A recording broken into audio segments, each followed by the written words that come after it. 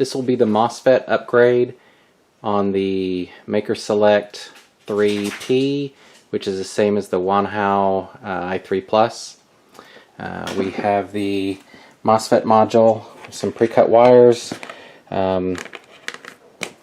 one 14 gauge that is tinned on both ends, one 14 gauge that is, actually this is a set of 2 wires that are 14 gauge tinned on each end.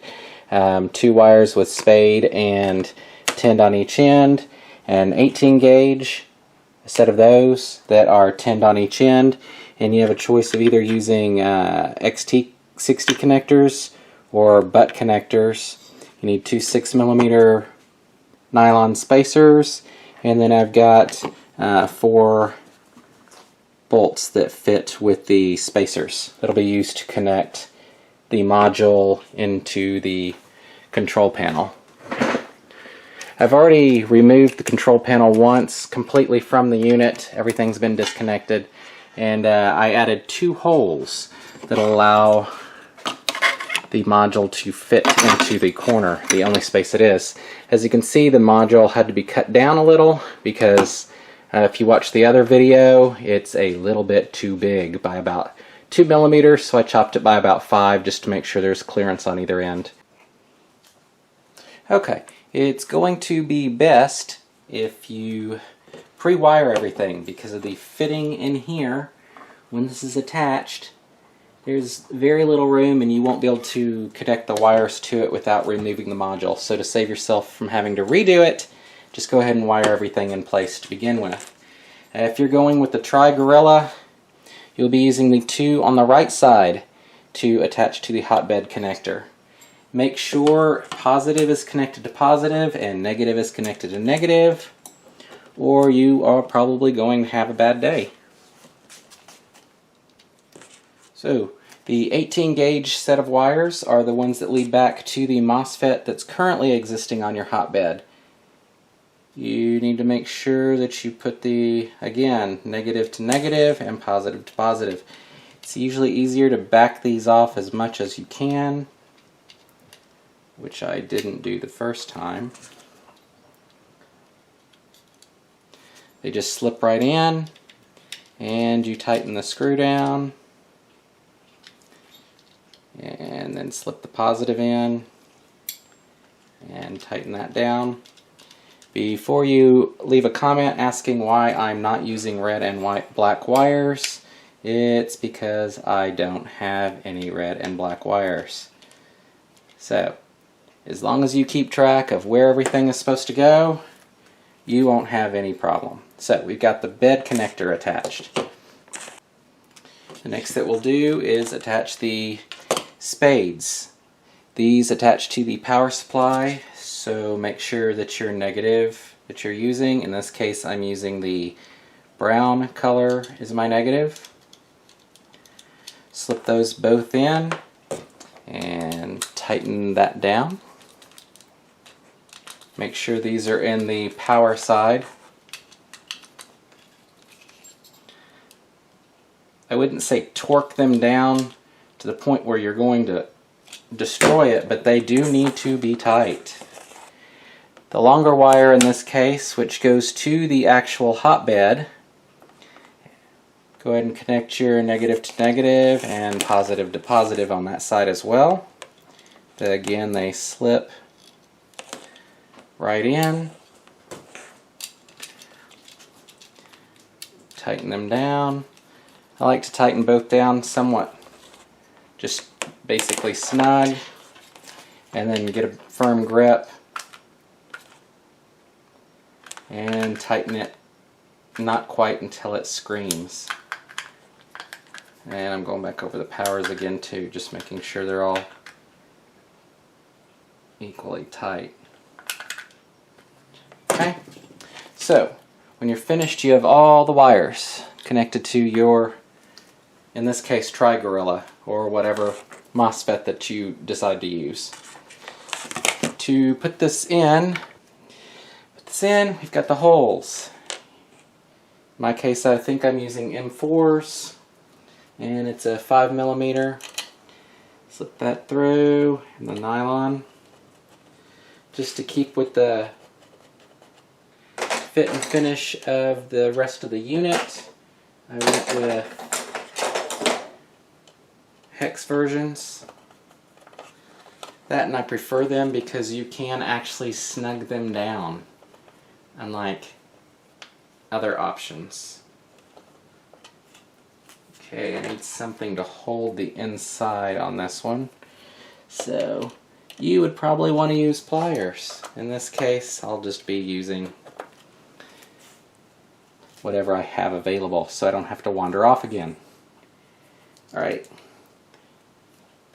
The other one fits through the side of the bed. Now, drilling the holes is up to you. You're going to have to find the best location for whatever module you decide to go with.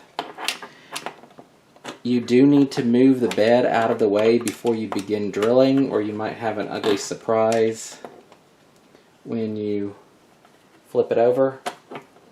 So just always keep track of where everything is going to land when you're drilling holes in this. Okay, the nylon risers are in place, and we will just slip that up above the power supply.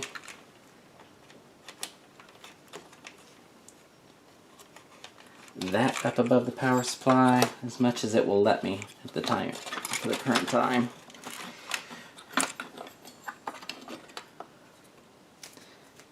And then we need to get at least one of these going so that the Mosfet module stays in place.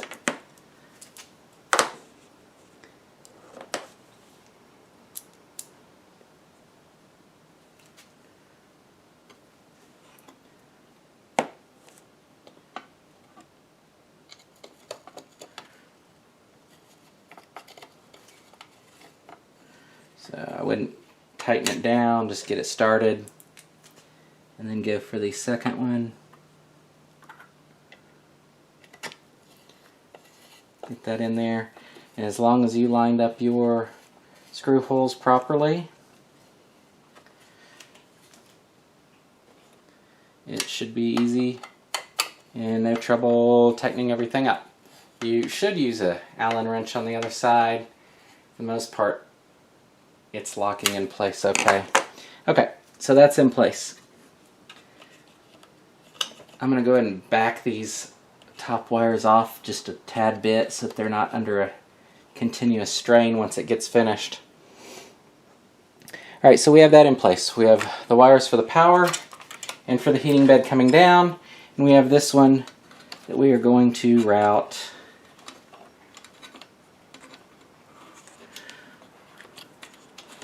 over here. This one I'm a little concerned about.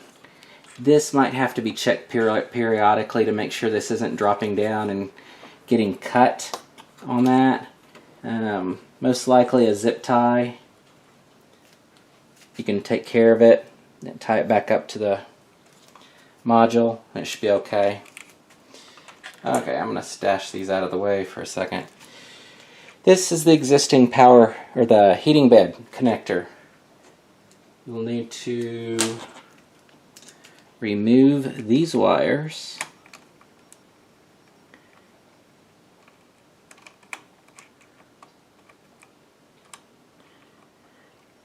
Now, this is the second one I've done, and neither time has it been actually tight.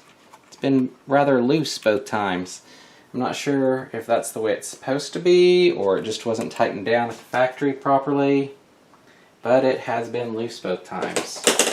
I'm going to give myself a little bit of extra room here to move things around by clipping that zip tie. We'll put another one back after we're done, but it gives us some room to pull that wire out of the way. Alright, so this one, these are pre-tinned. It was connected hot, neutral, or not neutral in this case, positive, negative, but I'm not 100% sure that it matters. Since it's a resistive bed, it shouldn't make a difference which direction it's connected.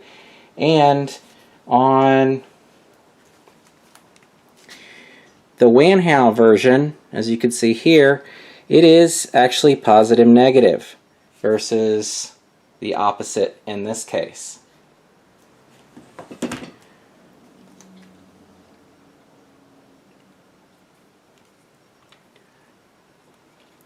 So just slip that in there. It's probably going to be easier to get both in at the same time.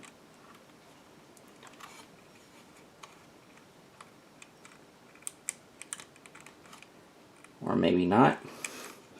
Alright, just make sure that when you're tightening down on the actual wire and not just the insulation. Alright, that one's snug, and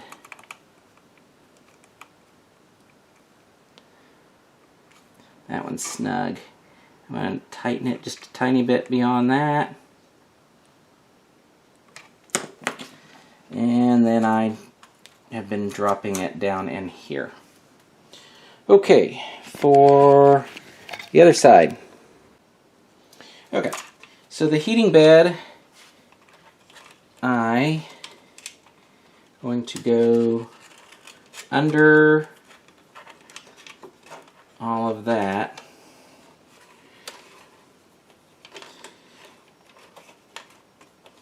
Simply to keep it grouped a little tighter. There we go. Up it over that. So we have those. And then for the power, I'll go ahead and stay up above. So we have the negative and the positive to connect. These back off and they usually stop. In this case, these are not. But don't take these all the way out or you're going to have a bad time trying to get them back in. Okay, so we do this. And go ahead and slip the positive in. It goes under a little metal catch.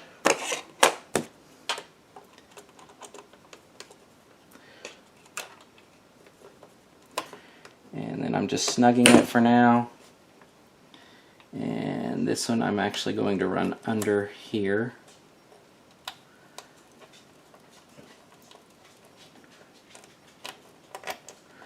And put that in.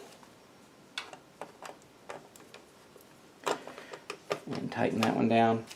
While you're tightening these, it probably wouldn't hurt to go ahead and make sure everything else is tight, because I know I've had some that arrived loose, and in my case it was a loose neutral on mains, which really could have been bad. You could literally jiggle it and start pulling it out, so that would have ended up being an issue at some point. And then I'm going to go back over the new ones just to make absolutely sure. Alright, so then we have the heating bed itself. If you're careful, they will slip down behind the servo like the existing wires that go to the power, the 24-volt supply on the mains, on the main control board. This is where you're up for a choice. Either solder in some XT60s. I believe these are rated for 60 amps. You will never have an issue with these if you put them in, and it'll allow you to disconnect and replace the heating element or the heating bed whenever you want. For the sake of brevity, so that I don't have to solder these in place, I'm going to go ahead and use butt connectors that are rated for the appropriate amperage.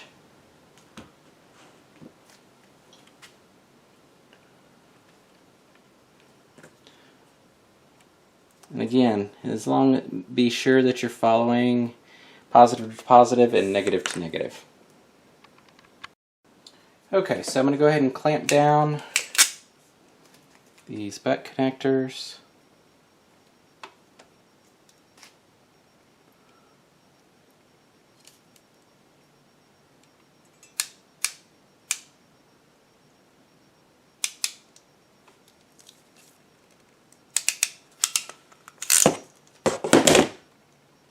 Give that a fair amount of tug just to make sure.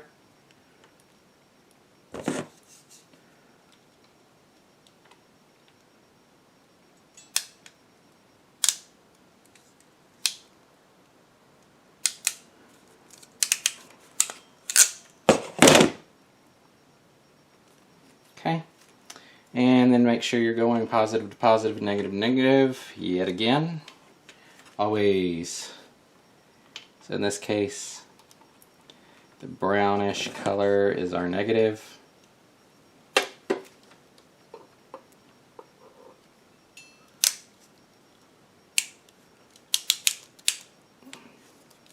Is an awkward way to do that. Okay. And then the positive.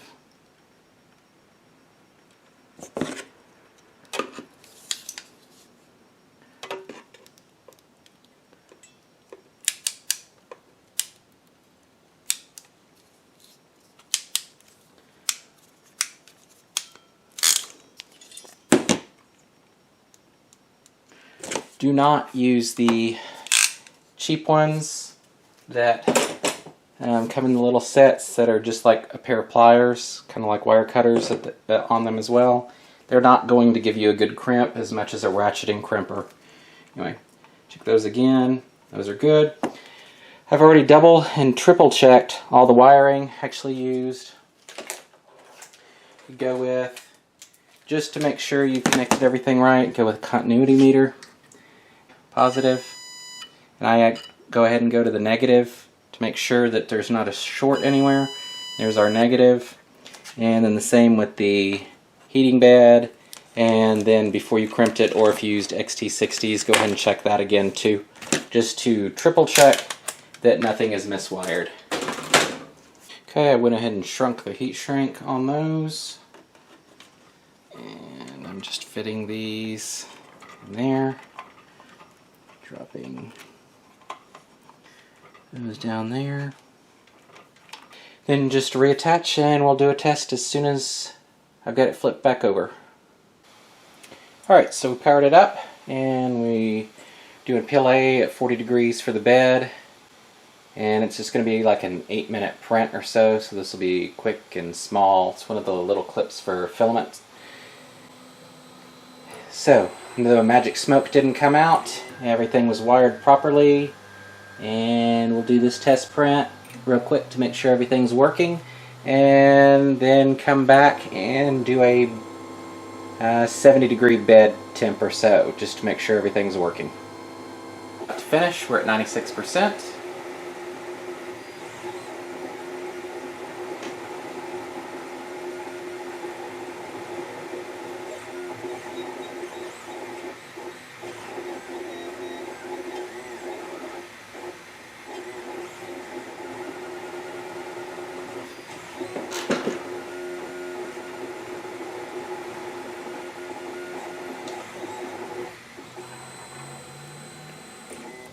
Okay, and 40 degrees isn't hot, so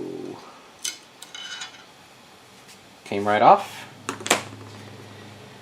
Alright, since that worked, I'm going to go ahead and raise that to an ABS bed temp. So we're going to do a preheat for ABS. We're already at 40, so we don't have much to go.